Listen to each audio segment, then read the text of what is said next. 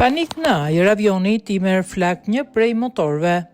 Një avion i linjës American Airlines u detyrua të bëjë ulje emergjente pasi një prej motorëve të tij ka marrë flak gjatë fluturimit.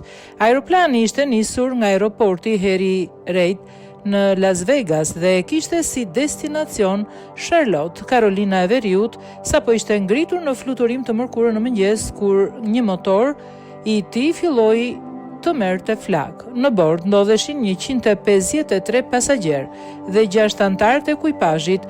Piloti menjëherë ka ndërprer itinerarin dhe ktheu avionin në aeroport pasi pasagjerët vënë flakët që dilnin nga motori. Pamjet e publikuara në rrjetet sociale kanë treguar avionin duke lënë pas një rrethymi të zi ndërsa flakët shpërthejnë nga krahu i motorit. Fatmirësisht, pas uljes së sigurt të aeroplanit në aeroport, u krye një inspektim teknik dhe asnjë person nuk mbeti i lënduar sipas autoriteteve.